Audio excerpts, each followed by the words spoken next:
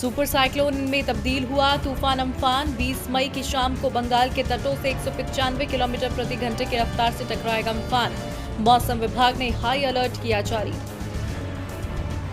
Amphan चक्रवात पर गृह मंत्री अमित शाह ने पश्चिम बंगाल की सीएम ममता बनर्जी और ओडिशा के सीएम नवीन पटनायक से की बात। शाह ने राज्यों को हर संभव मदद करने का दिया आश्वासन। देश में कोरोना वायरस का महासंकट जारी। अब तक देश भर में 1,01,000 के पार हुई संक्रमितों की संख्या। 3,163 लोगों ने गंवाई जान। अब तक कोरोना से 39,174 लोगों को किया गया ठीक। कोरोना वायरस के लगातार बढ़ते मामलों के बीच महाराष्ट्र में सीआईएसएफ और सीआरपीएफ की 5 कंपनियां की जाएंगी तैनात। अकेले मुंबई में तैनात होंगी सीआईएसएफ और सीआरपीएफ की 5 कंपनियां। मुंबई पुलिस की ओर से दी गई जानकारी। राजधानी दिल्ली में लॉकडाउन में छूट। दिल्ली में अब सारी दुकानें खुलेंगी, कैब और ऑटो चलेंगे। बस में एक बार में बैठ सकेंगे सिर्फ 20 लोग। दिल्ली सीएम अरविंद केजरीवाल पर सांसद गौतम गंभीर ने कसा तंज। कहा, डेथ वारंट जैसा है दिल्ली में सब कुछ खोलना। मैं दिल्ली सरकार से दोबारा विचार विमर्श की करता हूं अपील। उत्तर प्रदेश के लिए 800 ट्रेनों को हरी झंडी। बंगाल के प्लान में 115 ट्रेनें। अब तक लगभग 18,50,000 प्रवासी ट्रेन से पहुंचे घर। उत्तर प्रदेश में श्रमिकों पर सियासत तेज। योगी सरकार ने बस चलाने का ऑफर स्वीकारा तो प्रियंका ने दिया धन्यवाद। 9 घंटे बाद प्रियंका बोली, खाली बसें लखनऊ मंगवाई गई, यह अमानवीय। मध्य प्रदेश में सियासी पाला बदल जारी। पूर्व सांसद प्रेमचंद बौरासी गुड्डू ने खोला सिंधिया के खिलाफ मोर्चा। भाजपा छोड़कर कांग्रेस में घर वापसी के कयास। हरियाणा की खट्टर सरकार पर कांग्रेस का हमला। कहा, 5 साल में कितनी नौकरियां दी गईं, किस विभाग में कितने पद रिक्त पड़े हैं, श्वेत पत्र जारी कर सारी जानकारी दे सरकार। लद्दाख में भारत चीन के बीच फिर तनाव। गालवन नदी के पास दोनों देशों ने फौज की बढ़ाई तैनाती। चीन ने कहा, नहीं होगा दूसरा डोकलाम।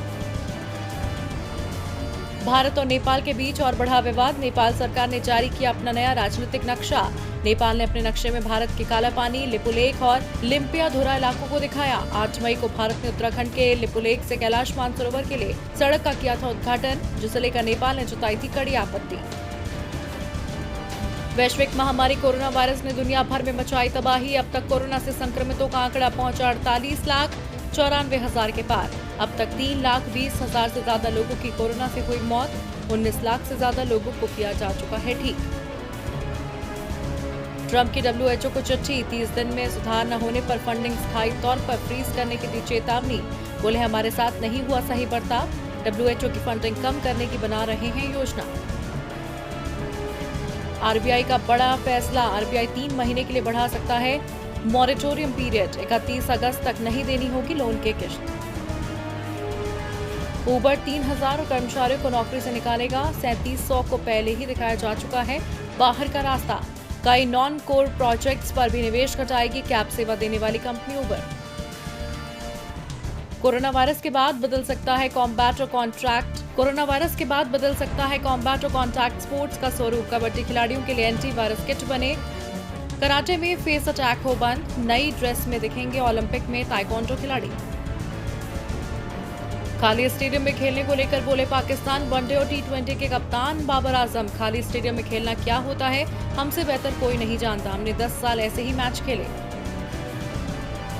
शिल्पा शेट्टी ने जिम्नास्टिक करते हुए बेटे का वीडियो किया शेयर। बोली, बच्चे हमेशा माता पिता के करते हैं नकल, प्रैक्टिस ही हमें बनाती है परफेक्ट।